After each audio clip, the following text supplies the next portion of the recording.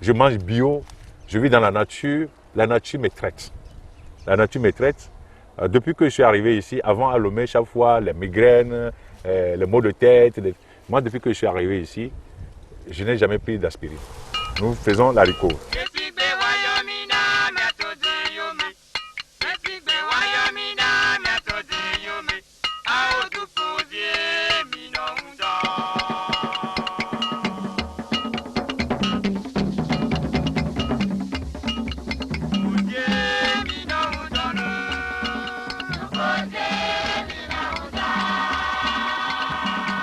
Bonjour chers internautes, tous les amis qui nous suivent sur la page YouTube de l'Alternative, l'autre journal. Nous continuons notre aventure. Nous sommes aujourd'hui au nord de Lomé. Nous sommes à 55 km de Lomé. Au nord de Lomé, à 55 km de Lomé, nous sommes dans un village appelé Kolo. Nous sommes entre Agbelouvé et Tchevier. Donc nous sommes venus aujourd'hui pour découvrir la ferme agro-pastorale d'un compatriote qui fait beaucoup de choses ici. Et nous sommes au bord de la nationale numéro 1. Et vous voyez tous les véhicules qui passent, les gros camions, les voitures, c'est le week-end. Et donc nous sommes justement arrivés là pour découvrir Class Village. C'est l'initiative d'un compatriote qui fait beaucoup de choses ici. C'est un centre agro-pastoral. Il fait de la pisciculture, il fait des produits bio. Il y a aussi une église ici. Il fait beaucoup de choses dans cette localité. Et donc, nous sommes venus aujourd'hui échanger avec lui, lui poser des questions. Comment est-ce qu'il est arrivé ici? Qu'est-ce qu'il fait ici? Pourquoi il a laissé tomber tous ses projets en ville pour se replier à la ferme? Voilà la raison de notre présence ici aujourd'hui, dans cette série de découvertes que nous faisons pour notre pays. Et donc, après avoir fait Nangbeto, après avoir fait Ekui, aujourd'hui nous sommes à Kolo, à 55 km de Lomé, pour découvrir Class Village. Donc, suivez-nous pour faire cette découverte ensemble. Merci. Alors, nous sommes à l'entrée de Class Village. C'est l'entrée principale. Nous sommes toujours au bord de la grande voie.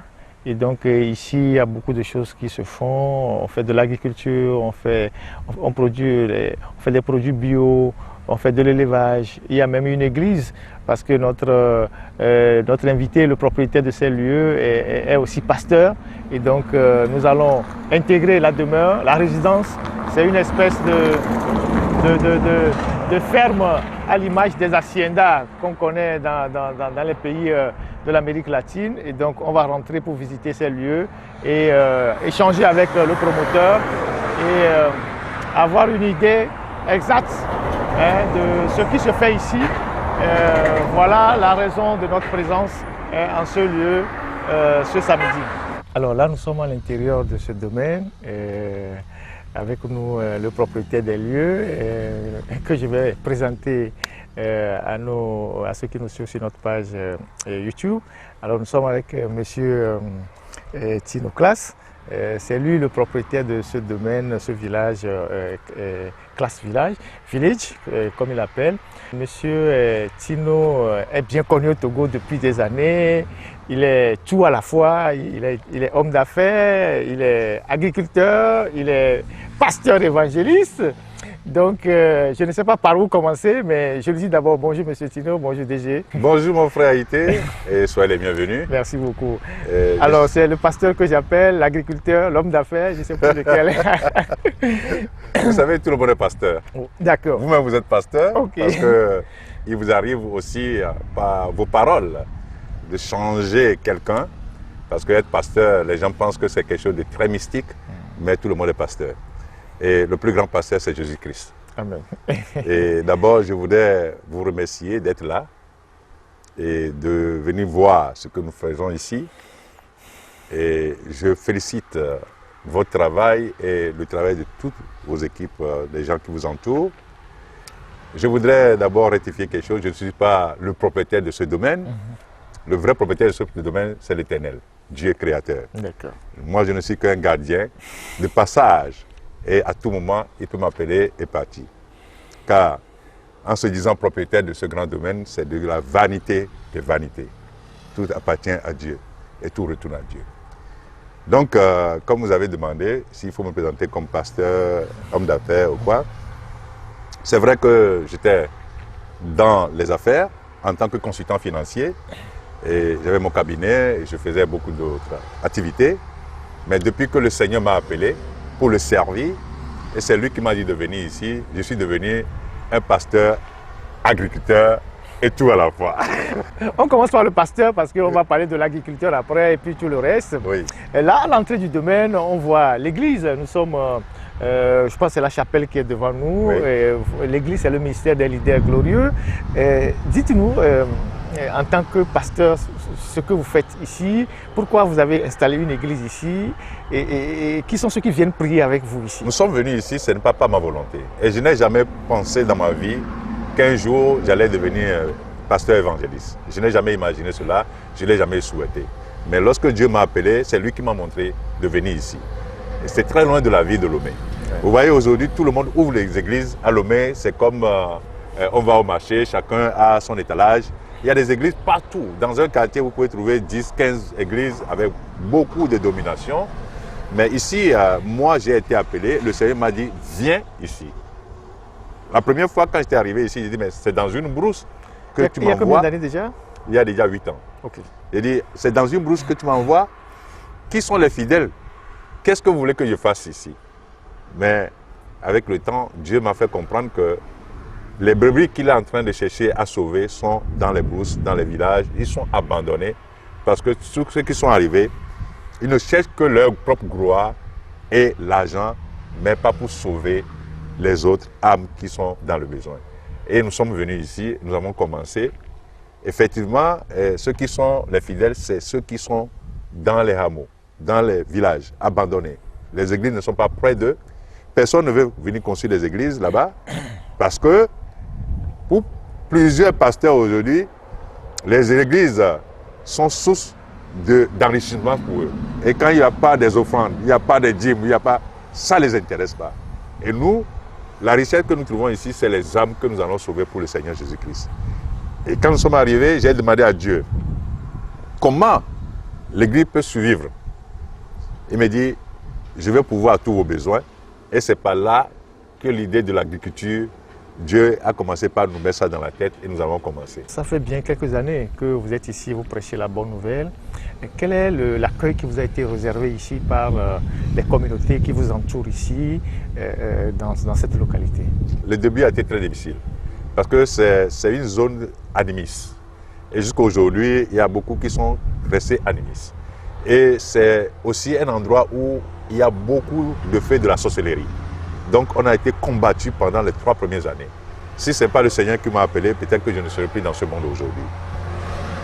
Et la population n'a pas voulu accepter cela, parce que quand vous voyez, après Tchévier, vous n'allez pas voir, nous sommes à 15 km de Tchévier, vous n'allez pas voir d'autres églises avant nous. Et c'est maintenant que d'autres sont en train de s'installer, un à un. Et la population commence par comprendre maintenant que seul Jésus-Christ est la voie. Seul Jésus-Christ est Seigneur et Sauveur. Ce n'est pas facile, mais il faut toujours continuer à travailler. Et ce que nous avons, peut-être différent des autres, c'est que nous ne sommes pas là pour condamner les pratiques ancestraux, ce que les autres sont en train de faire, pour leur dire tout ça, c'est satanique, c'est satanique. Dans ce que nos grands-parents faisaient, la tradition d'adoration de Dieu de nos grands-parents, il y avait toujours de la vérité dedans. Il y avait la crainte de Dieu dedans. Il y avait de l'amour dedans. Il y avait beaucoup de choses dedans. C'est comme aujourd'hui, vous voyez les églises. Dans certaines églises, c'est que de la sorcellerie. C'est que des mauvaises choses. Donc, on ne peut pas venir ici condamner nos parents qui sont là, qui ne sont pas encore chrétiens. La chrétienté, pour moi, en tant que serviteur de Jésus-Christ, c'est d'abord l'amour de son prochain. Si quelqu'un même, aujourd'hui, fait l'adoration ancestrale et qui a de l'amour pour son prochain, qui ne cherche pas à nuire son prochain, ne cherche pas à tuer, à détruire, moi je pense que c'est un enfant de Dieu. Donc c'est ce que nous avons commencé par faire comprendre à ces gens-là, qui ne sont pas nos ennemis, et que la seule chose qu'il faut, c'est l'amour, qui fait que maintenant, la population, les villageois commencent par comprendre que nous ne sommes pas venus pour leur dire que les ancêtres étaient tous des diables et tout ça. Sur ce site ici, vous faites beaucoup de choses. Vous faites de l'agriculture, vous faites de la pisciculture, vous avez une structure qui fabrique des briques. Nous allons visiter ça tout à l'heure, mais avant de clore la partie église, vous avez combien de fidèles aujourd'hui ici et les cultes se déroulent comment? Nous avons au total 385 fidèles aujourd'hui. Et les cultes, vous savez, il y a des gens qui quittent 2-3 km pour venir ici. Et pendant la saison des pluies, il y a certaines personnes qui sont coupées du monde parce qu'avec le fleuve Lili, ils ne peuvent pas traverser. Alors, qu'est-ce que nous faisons? On envoie des gens vers eux qui les prennent en charge pour les enseigner. Et les cultes ici, avant Corona, nous faisons 2 cultes. On fait le premier culte le matin de 8h à 10h et l'après-midi, pour ceux qui ne sont pas venus le matin, ils viennent l'après-midi. Et donc, on fait l'après-midi de 16h à 18h. Donc, il dure seulement 2 heures de temps. Il faut laisser le temps aux villageois d'aller vaquer à leurs occupations, ce qui peut les nourrir. Ce n'est pas venir s'asseoir dans l'église en criant « Dieu, Dieu » que tu vas avoir de quoi tu as besoin. C'est en travaillant avec tes mains que le Seigneur va te bénir. Donc, c'est pour ça que nous avons des œuvres précises et on ne déborde pas sur ces heures-là. Ces cultes se déroulent en Ewe, en Moba, en Kabier et en français, pour que tous ceux qui sont là puissent comprendre exactement ce qu'il faut. Et nous mettons l'accent sur l'étude biblique, que la personne pose la question et comprendre pourquoi il faut suivre Jésus, pourquoi ceci, cela. Nous ne sommes pas là pour dire Dieu va te bénir, tout le monde va crier, tu vas aller en Europe, tu vas te marier, tu vas faire ceci, et ton ami va mourir, tout ça. Non, nous on n'écrit pas ça ici. On enseigne aux gens ce que c'est que l'amour du prochain. On enseigne aux gens comment travailler avec ses mains pour avoir la bénédiction, pour devenir riche. Et sans vous mentir, depuis, il y a des miracles ici. Il y a des miracles, les gens ont changé. Les choses qui se sont passées ici, qui se passent ici, moi-même, des fois, ça me dépasse. Et je ne pouvais pas imaginer que Dieu pouvait le faire à ce point-là. Voilà. Merci. Et donc là, c'est la chapelle que nous avons devant nous. Oui. Et puis, je pense qu'il y a des dispositifs ici. Il y a des toilettes pour les fidèles lorsqu'ils viennent, pour se laver les mains, pour aller aux toilettes. Tout est en place ici. Et je pense que les fidèles ne se plaignent pas. Quand ils viennent ici, tout est à leur disposition. On ne voit pas dans d'autres églises tout ce dispositif-là, une chapelle bien faite et puis après des toilettes vraiment aménagées, tout ce qu'on voit là. Je rends grâce à Dieu parce que c'est lui seul qui donne cela. Et nous avons vraiment ce qu'il faut. Les toilettes sont là. Nous avons les lavabos pour laver les mains. Nous avons les douches dedans, des WC modernes. On ne dirait même pas que nous sommes dans une brousse. Et ça, c'est une réalité. Et comment vous gérez les cultes en ces temps de Covid? Parce qu'on est dans la période de Covid. C'est ça le problème. C'est ça le problème. Depuis qu'il y a Covid et qu'on nous a dit de ne plus faire la messe, et on ne peut pas laisser les fidèles comme ça. Donc, on a formé ce qu'on appelle les cellules de maison. Les cellules de maison, c'est 6-7 personnes qui se réunissent et il y a une personne qui les enseigne. Et c'est ce que nous faisons tous les dimanches. Donc tous les dimanches maintenant, il y a des évangélistes qui vont vers des groupes. Et dans un village, si vous êtes plus de 20, donc vous allez vous partager en 2 parties. Et donc, si vous êtes 20 personnes, vous allez rester et une personne vient vous enseigner. Donc ce n'est plus le culte comme ça, on vient, on vous enseigne et on partage la parole de Dieu. C'est très important parce que l'homme ne se nourrit pas seulement de la nourriture. Il a besoin de la parole. Il a besoin de l'Esprit Saint. Et l'Esprit Saint vient par la parole. Et donc, si nous voulons rester pour dire Covid, on ne va rien voir. Et nous prions pour que cette maladie quitte le Togo et l'Afrique et le monde entier. Et je rends grâce au Seigneur que depuis qu'il y a ça, malgré la multitude de personnes qui passent par ici, et tout récemment, le barrage de contrôle, c'était dans le village. Ça veut dire que tous ceux qui voyageaient descendaient là et traversaient le village. Donc ceux qui venaient du nord, de Saint-Cassé et tout ça, là ils ont transporté la maladie, mais par la grâce du Seigneur, personne n'a eu cette maladie ici. Nous allons fermer la page du pasteur pour maintenant ouvrir celle de l'agriculteur et de l'entrepreneur que vous êtes, et donc nous continuons la visite de ce site-là. Merci. Nous continuons la visite, maintenant nous sommes avec l'entrepreneur. Et on voit ici des tas de briques. Il y a des machines qui sont là. Apparemment, ce n'est pas apparemment, c'est évident, il y a une briqueterie ici. Ouais. Vous faites les briques pour votre propre construction parce que ce site est toujours en chantier, ou bien vous les faites pour aussi aider les gens qui sont dans la localité? Non, nous avons commencé la briqueterie, ça fait déjà 1 an. Et d'abord, l'idée qui a poussé à faire la briqueterie, nous avons des fidèles qui sont maçons. Et souvent, il arrive que quand il n'y a pas de construction dans le village ou bien dans les environnements, ils sont là sans rien faire et c'est le champ. Et je me suis dit, mais pourquoi ne pas créer une activité permanente qui peut leur apporter de l'argent? Et c'est à partir de là que nous avons créé la briqueterie. On fait des pavés et on fait des briques. Donc c'est pour vendre. Donc il y a des gens qui quittent Agbelouvé.